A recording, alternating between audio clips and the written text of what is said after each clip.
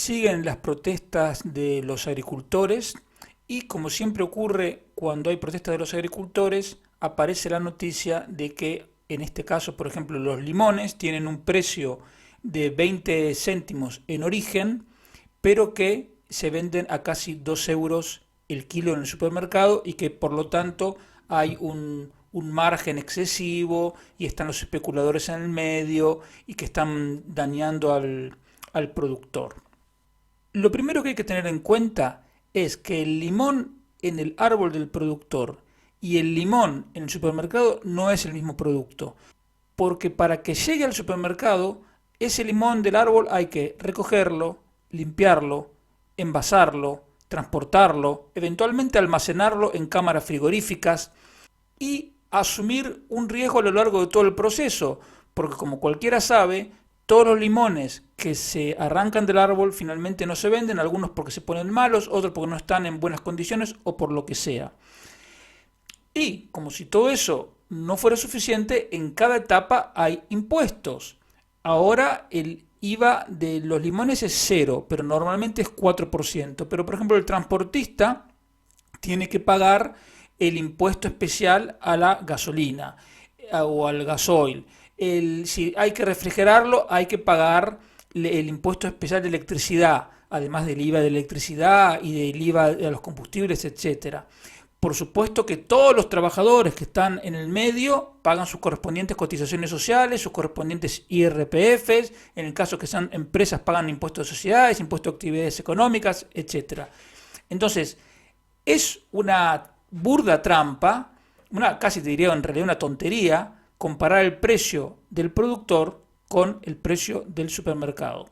E insisto con un punto, que hay que asumir un riesgo y ese riesgo hay que pagarlo, porque si no se pagara, no hubiera una compensación por ese riesgo, nadie llevaría a cabo ninguna actividad productiva. Si de verdad esa diferencia de precio entre los 20 céntimos en origen y los 2 euros por kilo en el supermercado fuese una cuestión de los especuladores, ya hace muchos años habría aparecido otra empresa del exterior o española que hubiese intentado sacar tajada de ese margen gigantesco. Pero no ha aparecido, porque si tú miras las series históricas, encuentras que siempre hay una diferencia de aproximadamente 10 veces entre el precio en origen y el precio en el supermercado. A veces es 7 veces, 8 veces, a veces llega a 11 o 12 veces, pero más o menos es un margen enorme. Por lo tanto, lo primero que desmiente que se trate de una cuestión de especulación es esto que te digo, es la persistencia de este fenómeno a lo largo del tiempo. Segundo, si realmente fuesen especuladores, si en el medio hubiese especuladores que pasar por encima para vender más barato, los supermercados ya lo hubiesen hecho, como hacen, aunque no es el mismo caso, con las marcas blancas, que los costes que se ahorran en este caso son otros, pero quiero decir que los supermercados cuando encuentran una forma de buscar más barato la llevan adelante. Y en el caso de las frutas y verduras no lo han podido hacer porque evidentemente no se trata solamente de un tema de especulación, hay muchas cosas en el medio. Y hay otro tema que normalmente no se dice, y es que el tamaño de las explotaciones agrícolas en España tiende a ser más pequeño que en Europa, que es lo mismo que pasa con las empresas en general, que las empresas de todos los sectores en España son más pequeñas que las empresas de los mismos sectores en el resto de la Unión Europea. ¿Y esto qué tiene que ver? Tiene que ver con que cuando una empresa es más pequeña explota menos las economías de escala, los costes fijos tienen un peso mayor y por lo tanto los costes de producción no son los más eficientes.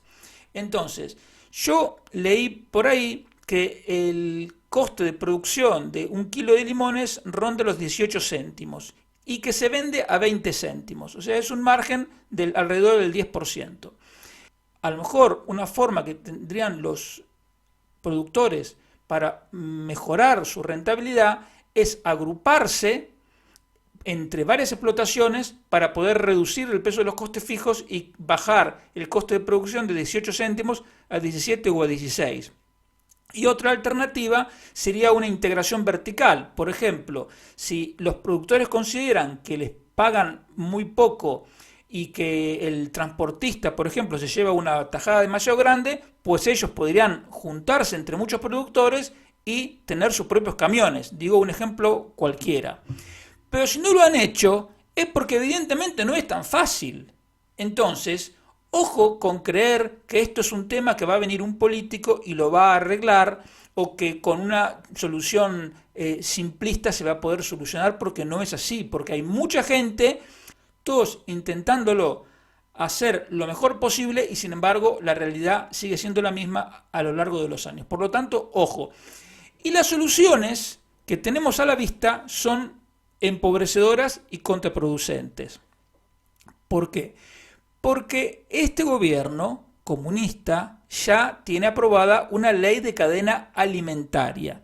Y en esa ley, la ley 16/2021, dice que hay que tener en cuenta los costes de cada eslabón de la cadena, y para eso elabora unos índices orientativos, como para que el productor pueda decir: ojo, el índice orientativo del coste del transporte que hace el Ministerio de Agricultura es tanto y tú me estás cobrando tanto, por lo tanto me estás estafando, me estás cobrando de más, etc. Toda esa mentalidad que está impregnando esa ley de cadena alimentaria es marxista, como no podía ser de otra manera, dado este gobierno. ¿Y por qué te digo eso? Porque piensan que los costes determinan los precios. Entonces yo tengo en cuenta los costes de cada eslabón de la cadena productiva y por lo tanto puedo llegar a cuál es el precio. Y eso es no entender nada de economía, o mejor dicho, es tener las ideas completamente obsoletas y equivocadas. Si los costes son los que fijan los precios, nunca ninguna empresa perdería dinero, porque diría: ¿cuáles son mis costes? 20, entonces le sumo un 10% de beneficio, o 15, o lo que fuese, y nadie perdería dinero. Pero sin embargo sí se pierde dinero. ¿Por qué? Porque son los precios los que determinan los costes. El consumidor, cuando va al supermercado y quiere comprar limones, no está pensando en el coste del transporte, en el coste del productor, en el coste de los seguros, en el coste de los impuestos, ni nada. El consumidor está pensando: me quiero hacer una limonada y necesito limones. ¿Cuánto cuestan los limones? 8 euros el kilo. Pues no, en vez de limonada me hago jugo de naranja. Ahora cuestan 2 euros el kilo de limones. Perfecto, lo compro. ¿Por qué? Porque valora más la limonada que se quiere hacer que esos 2 euros que tiene que pagar. Y lo de los costes es un tema del productor. La tarea del empresario, una de las tareas del empresario, es poder ofrecer un producto, en este caso limones, al precio que puede pagar y quiere pagar el consumidor, con unos costes de producción tales que al empresario le resulte rentable. Por ejemplo, tú podrías decir: yo quiero fabricar coches voladores. Vale, pero los coches voladores hoy por hoy el coste de fabricarlos serían 500.000 euros cada coche. Entonces no hay forma de producirlo más barato y por lo tanto el mercado es muy reducido, porque si cada coche hay que venderlo a 500.000 euros, el mercado, insisto, es menor, no es negocio y no se hace. Ahora, en cualquier otro producto, justamente en eso consiste la competencia, en tratar de reducir los costes de producción para que, dado el precio que el consumidor está dispuesto a pagar o que el empresario cree que está dispuesto a pagar, obtener la mayor rentabilidad posible. Como siempre digo, si el precio es demasiado alto, el margen de beneficio va a ser demasiado alto y por lo tanto va a venir otra empresa a ofrecer sus productos, va a aumentar la oferta y el precio terminará bajando. Entonces, no tiene nada que ver el tema de controlar los costes en cada eslabón de la cadena productiva con el precio final. Si no, te repito, ninguna empresa nunca perderá dinero y lamentablemente no es el caso. Ojalá fuese así, porque sería un mundo completamente distinto, pero la realidad es la que es. Y los productores, que lamentablemente, por lo menos lo que se manifiestan en los medios de comunicación, tampoco entienden de economía o tienen las ideas equivocadas, dicen que uno de los problemas es que no hay inspectores suficientes para controlar los costes en cada eslabón de la cadena productiva. Y esto es lo peor que podemos hacer, porque cuanto más injerencia le demos al gobierno, más se va a empeorar la cosa. Porque para empezar habría que pagarle los salarios a todos esos inspectores por hacer un trabajo improductivo, y esos salarios habría que pagarlo con nuestros impuestos. Entonces ya estaríamos perdiendo. Pero encima el problema es que como el propio sector está pidiendo controles, Sánchez dice que va a reforzar la ley de cadena alimentaria. Y es lo peor que puede pasar, porque cuanto más controles ponga el gobierno, menos flexible va a ser el mercado y por lo tanto al final la producción se va a terminar resintiendo y entonces a lo mejor dicen que el precio de mercado de los limones tiene que ser 1,50, pero a lo mejor resulta que a ese precio simplemente deja de haber limones en el mercado. Yo creo que la gente no es idiota y por lo tanto confío mucho más en el criterio de la gente, en este caso los productores y todos los que participan en la cadena productiva que intentan defender sus beneficios, pero siempre pensando en que al final todo sale bien si el consumidor compra, confío, como digo, mucho más en el criterio de esa gente que en el criterio de un burócrata que ya de mano sabemos que maneja las ideas económicas equivocadas. Entonces, así como la semana pasada te decía que un riesgo de la protesta del campo es que derive en una ola proteccionista, es decir, impidiendo la importación de alimentos y de productos agropecuarios en general de fuera de la Unión Europea, en lo interno corremos el riesgo de que estas protestas deriven en mayores controles y mayor rigidez. Y lo peor que puede pasar para el funcionamiento de una economía es precisamente eso, porque lo que se necesita es mayor libertad para que las empresas puedan adaptarse de manera continua al cambio permanente del mercado en el que actúan. Y los otros dos temas que te quería comentar brevemente son, uno, el del presupuesto. El presupuesto, ya en enero, si mal no recuerdo, el gobierno aprobó el techo de gasto, que es el primer paso para elaborar el presupuesto del 2024, que ya estamos en febrero. El segundo paso es aprobar la senda del déficit para este año y los dos siguientes. El gobierno hizo una senda, la mandó al Congreso, el Congreso de los Diputados la aprobó, y luego tuvo que pasar al Senado. Y en el Senado, esta semana, el PP, que tiene mayoría absoluta, rechazó la senda. La senda implica un déficit del 3% para el conjunto de administraciones públicas para este año, y de ese 3%, una décima es déficit de las comunidades autónomas. Ahora el tema es que hay una discusión técnica. ¿Por qué? Porque el procedimiento normal es que el gobierno envíe al Congreso una nueva propuesta de senda de déficit que vuelve a pasar al Senado. Como el gobierno tiene intención de volver a mandar la misma senda, se supone que el Congreso la va a volver a aprobar y el Senado la va a volver a rechazar. Y en caso de que se produzca un segundo rechazo por parte del Senado, automáticamente regiría la senda anterior. ¿Cuál es la particularidad de este momento? Que no hay tal senda anterior, porque desde 2020 hasta 2023 las reglas fiscales europeas estuvieron suspendidas. Entonces hay una discusión técnica acerca de si el gobierno podría elaborar unos presupuestos en caso de que se produzca un segundo rechazo o no. La ministra Montero dice que ella tiene un informe de la Abogacía General del Estado que dice que en caso de que se produzca un segundo rechazo, ella puede hacer los presupuestos sobre la base de la senda que envió en abril del año pasado a la Comisión Europea, que se tiene que mandar todos los abriles. Pero el PP dice que no, porque en caso de que se produzca un segundo rechazo, simplemente tendrán que prorrogarse los presupuestos vigentes. Esa es la discusión que hay en el momento. Ahora, lo que yo te quiero mencionar de este caso son dos cosas. En primer lugar, la mentalidad del gobierno comunista que tenemos. ¿Por qué? Porque, como te dije, la senda que propone el gobierno incluye un déficit de una décima del PIB para las comunidades autónomas y equilibrio fiscal para lo que se llaman las corporaciones locales, que son los municipios, cabildos insulares, etc. Pero lo que dice el gobierno es que si esa senda se rechaza otra vez, regiría la que se mandó en abril a la Comisión Europea, que incluye un déficit de 0 para las comunidades autónomas y un superávit de 2 décimas para las corporaciones locales. Es decir, que autonomías más corporaciones locales en la senda que está proponiendo el gobierno y que el PP rechazó es 1 décima de déficit.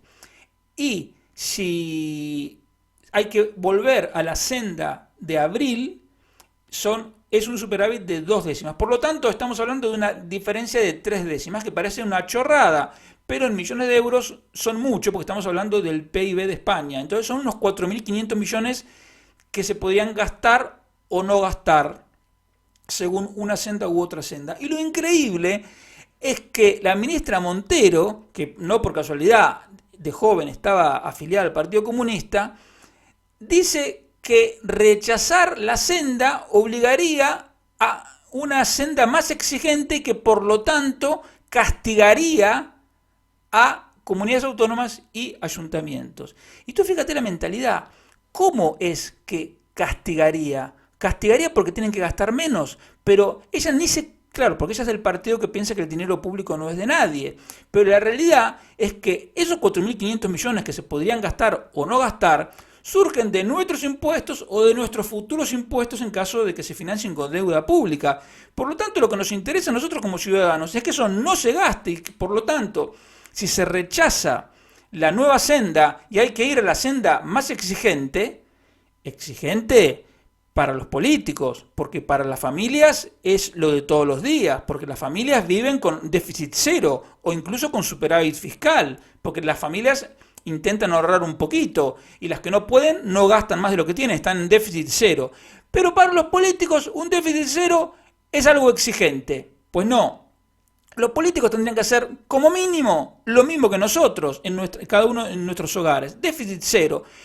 Y lo que te quiero resaltar es la mentalidad empobrecedora del gobierno que tenemos, que cree que gastar menos es castigar a los gobiernos, pero no se trata acá del gobierno, lo que se trata es de la ciudadanía. Y nosotros como ciudadanos estamos asfixiados por los impuestos que financian un gasto público ineficiente e inútil. Por lo tanto, ojalá vuelvan a presentar la senda de déficit y ojalá el PP la vuelva a rechazar en el Senado, porque es como ciudadanos lo que más nos convendría.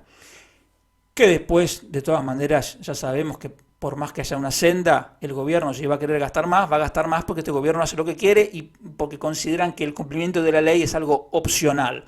Pero como principio, me gustaría que en lugar las comunidades autónomas de tener un déficit de 1 décima, pues no, señores, tengan un déficit 0 como las familias y los ayuntamientos en vez de 0 que ahorren 2 décimas. Y si a los políticos les complica, muchachos, aguántense, nosotros estamos así todos los días de la vida. Así que ya es hora de que los políticos también empiecen a aplicarse las reglas del sector privado. Y el último punto es que el número de turistas extranjeros que llegó en 2023 a España superó los 85 millones y es un récord histórico y yo creo que es una gran noticia. El dinero que han gastado esos turistas es de casi 110.000 millones de euros, lo que equivale al 7,5% del PIB. Es una cosa enorme. Y en estos casos aparecen, como no, los políticos de turno hablando de la masificación del turismo, que hay que cambiar a un modelo de turismo de calidad, que hay que potenciar, por ejemplo, las casas rurales en lugar de el turismo en las grandes ciudades. Todas estupideces propias de gente que no trabajó nunca. Porque, ¿qué es eso del modelo del turismo de calidad? ¿No hay ya, acaso en España, la posibilidad de hacer turismo de superlujo? Claro que lo hay. ¿Y no hay la posibilidad también de hacer un turismo súper económico? Claro que la hay de todo, porque hay una oferta turística fabulosa, extraordinaria, propia de un montón de empresarios que hace décadas están en este tema y saben qué es lo que ellos pueden ofrecer o qué porción del mercado pueden intentar captar. Entonces, te van a hablar del riesgo de masificación y que hay que regular los pisos turísticos y un montón de cosas. Y todas esas cosas hay que rechazarlas. Hay que dejar que los empresarios del sector trabajen en libertad y no impedir en absoluto la proliferación de los pisos turísticos, porque eso es algo que le da valor a la propiedad inmobiliaria, porque genera actividad económica, porque permite que mucha gente pueda obtener una renta, y si hay problemas con los vecinos o con lo que sea, cada comunidad de vecinos lo arreglará de la forma que crea más conveniente.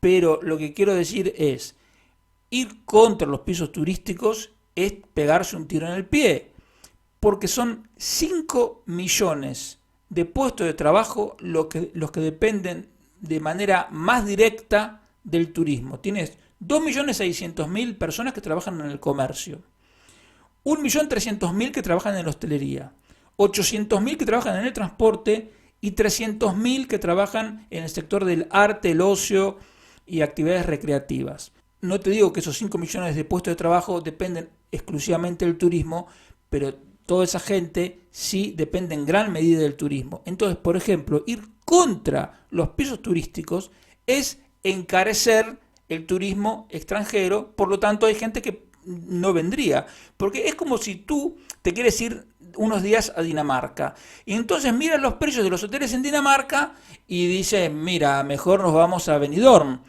Pero luego miras en Booking o en Airbnb y encuentras un piso turístico más o menos alejado del centro que te sale a cuenta y entonces vas. Bueno, lo mismo pasa a la inversa. Si la gente quiere venir a España, pero la única alternativa que tiene es un hotel que le resulta más caro, no va a venir. Y yo prefiero que esa gente venga. Entonces van a venir los elitistas diciéndote no, que ese turismo nosotros no lo queremos. No lo querrás tú, pero el hostelero que le vende, el comerciante que le vende, el de la línea aérea que lo trae, el transporte terrestre que lo mueve de una ciudad a otra en España, todos esos sí lo quieren, porque es trabajo para ellos. Por lo tanto, ojo con caer en esta tontería de la masificación del turismo y modelo de turismo y turismo de calidad y todas esas tonterías que dicen los políticos, porque pueden estar jugando con el pan de muchos millones de personas en España. Entonces, ojo con eso. La única noticia negativa es que con estos 85 millones de turistas ya se terminó la recuperación que veníamos de la pospandemia.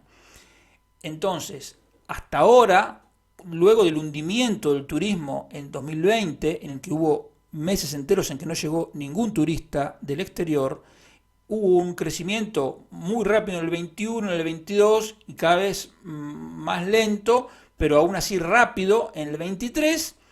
Pero bueno, esa recuperación, ese crecimiento fácil, entre comillas, ya se terminó. Y eso, cuando estás hablando de una actividad que equivale al 7,5% del PIB, es muy importante. Entonces, ese fue uno de los motores que impulsó la creación de empleo y que ayudó a mantener la economía española a flote. Bueno, ese motor ya ahora va a trabajar a un ritmo normal. Antes lo teníamos funcionando a una potencia superior a la normal, ahora va a ir a un ritmo normal. Y por lo tanto es otro argumento que refuerza la expectativa de que el crecimiento económico en 2024 va a ser pobre del orden del 1,5%. Que es verdad que es mayor que en el resto de la Unión Europea, es verdad, pero que sigue siendo un crecimiento pobre y que no sirve para reducir la tasa de paro a un nivel civilizado, también es verdad. Y además, he leído titulares ridículos que dicen cosas como que España va a crecer 10 veces más que la media de la Unión Europea. Claro, y si el resto de la Unión Europea crece 0,01, puedes crecer 100 veces más, pero eso no va a hacer que un crecimiento de 1 o de 1,5% sea un buen crecimiento. Es decir, si los demás lo hacen pésimo, no hace que lo tuyo sea bueno. ¿Que es preferible, pero tampoco nos colguemos medallas de que somos los campeones del crecimiento, porque no es así, y además la gente no es tonta. Insisto, si el otro crece 0,01 y tú creces 1, parece que crece 100 veces más, pero es ridículo, porque un crecimiento de 1 es lento y nosotros necesitamos crecer al 3% o más para reducir la tasa de paro y para algún día cerrar la brecha con los países más avanzados de la Unión Europea.